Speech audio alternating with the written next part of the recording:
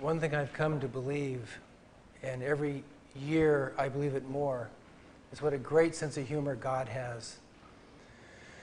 To pick a shrink, to be a spokesman, when it should be somehow that psychology and God aren't supposed to mix real well.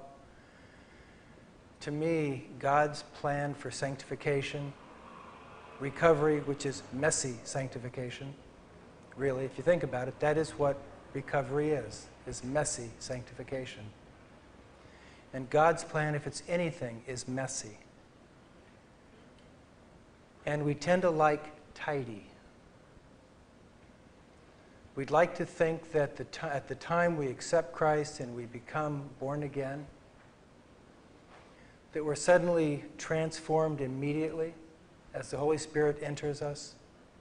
And from that point forward, we're totally changed and we're just like Jesus. If you'd seen me this afternoon, you would have said, "Where's Jesus?" There's something that I really needed, I couldn't find, and I lost it. I think it was 10-year-old Jimmy, just lost it. And this poor Sonia said, "Jimmy, it'll be okay. Can I help?" And I said, "Don't help me right now, it's not safe."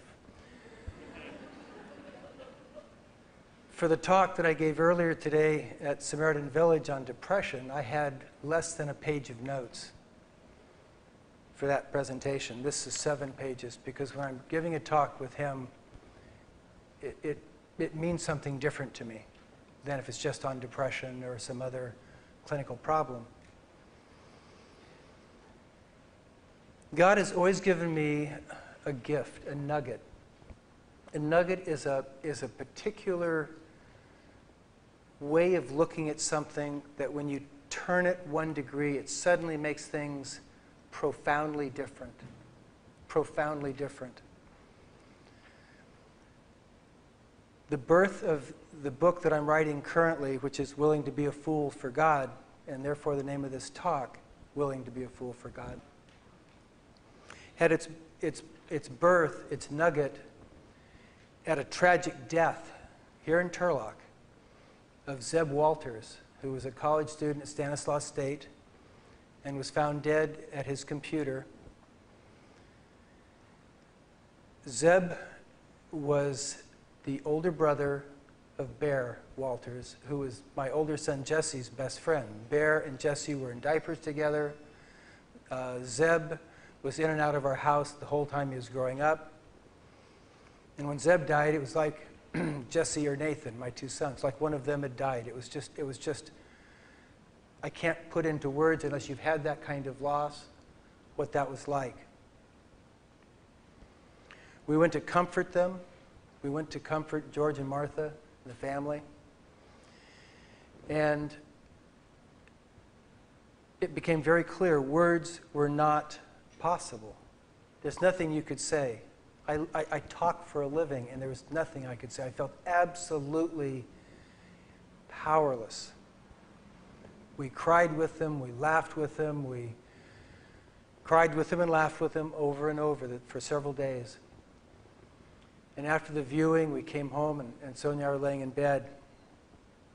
And all of a sudden, I began to sob from the bottom of my soul. I was sobbing.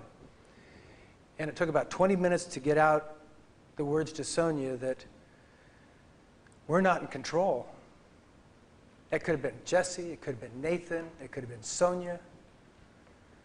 I wouldn't mind if it was me. That's the easy part. The one that goes has it easy. I know where I'm going. Not because I deserve it, not because I'm a good representation of what a good Christian should be, but because of his nature. And I was thinking about how foolish it is, by the world's view, to get so close to people that when they die or when they leave you, that it hurts so bad that you're sobbing from the core of your soul.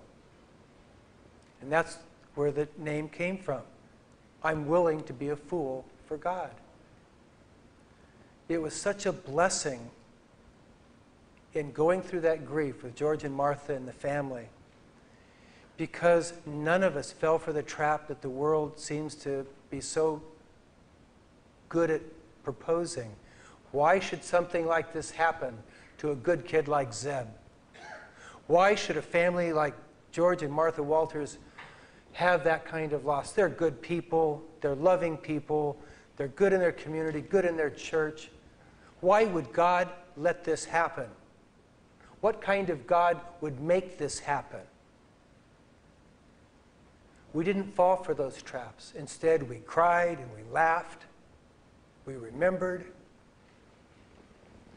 And as a result, we were able to allow the Spirit between us to comfort each other. We couldn't find the words. And the Spirit spoke through us, for us, with us. And we had an intimacy that was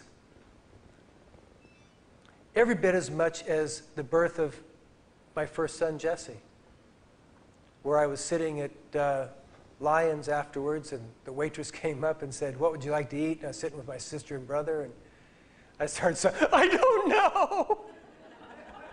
Here I am in Lions just sobbing like a weenie, you know, because I had a son. And I felt just the same power when I had another son. And to imagine God, who loves perfectly compared to me, that just loves as best he can, to think he sent his son. He sent his son. It's like me sending Jesse, knowing he's going to be spit on. He's going to be scorned by the very people he sent to save. I'm willing to be a fool for God. I'm proud to be a fool for God. Not because I think I'm a good representation of what a Christian should be, but because I believe in his plan, not only of salvation, which I do believe in also, but I believe in his plan for sanctification, for healthy change. It is a perfect plan for imperfect people to do imperfectly, and he does the rest. Did most of you see The Passion? Most people were impacted by the flogging and the actual crucifixion. That didn't bother me. What I mean by that is I had already pictured that a long time ago, of him kind of pulling himself up to try to get a little air, feeling the pain of it, falling back, suffocating. I knew that. That was awful enough, okay? That was awful enough. What got me, what made me happy about the movie was when Jesus was being playful with his mom, spitting water at her, with it, like this. And when he was carrying the cross and it flashed to him as a little boy falling down, that makes him real. Jesus is real. When I think of Jesus, when I talk to Jesus, when I'm dealing with my big brother Jesus, he has on a work shirt and jeans, work boots. He's got crumbs in his beard, coffee breath, armpit stains, kind of windblown, sunburned. He's real. He's more real to me than any of you are real to me. That's his plan. Christ is King of Kings and Lord of Lords, and that is true. I believe that to be true. No one will ever convince me that it's not true. And it's wonderful because that means I'm saved.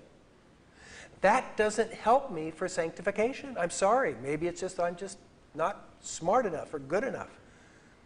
But I can't relate to God in that powerful abstraction. I needed something tangible. It's called modeling in psychology.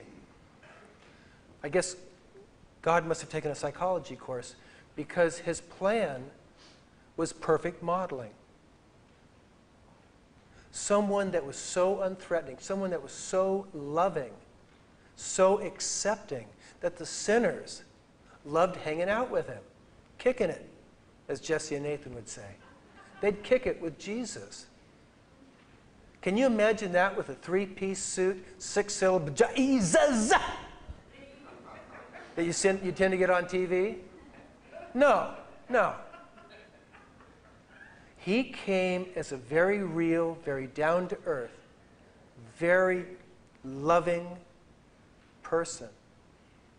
And we've done everything in our power to make him into a eunuch by thinking that Jesus was nice. Jesus was not nice. Jesus was loving. Loving and nice are not the same. Loving is what I do with my clients when they want to run out the door. Being honest with them, with zero judging. Absolute love and respect. I respect anyone that sits in that chair opposite me. I would not want to sit in that chair if I truly didn't want to change, or unless I was truly a masochist.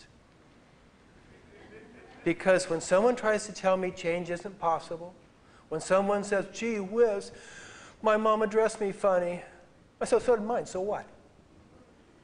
What's the point? The point is, let's learn to choose differently today. In 1 Corinthians 1:25, Paul states clearly that God's foolishness is wiser than man's wisdom, and God's weakness is stronger than human strength. And he goes on to say, but God chose what is foolish in the world to shame the wise. God chose what is weak in the world to shame the strong. And that's why I'm here. I represent that. I represent the weakness, and that's not humility, that's accuracy. That's accuracy. I have chosen from the time I met him and accepted him as my Lord that I would let him transform me, and I would try to stay out of the way, and I would try as much as possible to want to be like him. When I started 25, 26 years ago on this adventure, I wanted to change things. It sounds pretty impressive, doesn't it? Wouldn't you go to a talk on somebody that's that put together? Over those 25 years, I've moved that. Some of those have changed. Some of them fairly recently, and it's so exciting. It is so cool. Some of them are still wanting to change. Some of them are still wanting to want to change. But I have refused to white-knuckle grab that steering wheel, because if you grab the wheel, one of two things happens. You can have the illusion of being successful and become an arrogant Pharisee. The only group that Jesus, I started to say despised, that he was really upset with. For the longest time, because I'm not judgmental, for me to judge a soccer game of whether the ball's in or out is more stressful than dealing with somebody that's suicidal. I can deal with the suicidal thing because that's a process. You know what I mean? It's a process. But the ball's in or out, well, I'm not sure. I don't know. I wasn't looking. I'm not a detail guy. And I loved it that Jesus said, you brood of vipers, you unwashed sepulchres. So I thought, oh, it's okay to hate him. And then, since I've been working on this new book, he pointed out a little detail, which just deflated my balloon. The most loving thing Jesus could say to those Pharisees, knowing what they were doing, knowing what faced them, was to try to give them a wake-up call.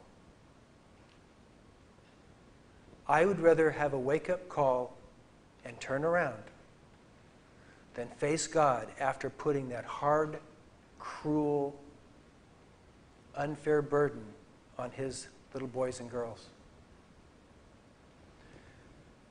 I don't know why God loves them. He hates what they do.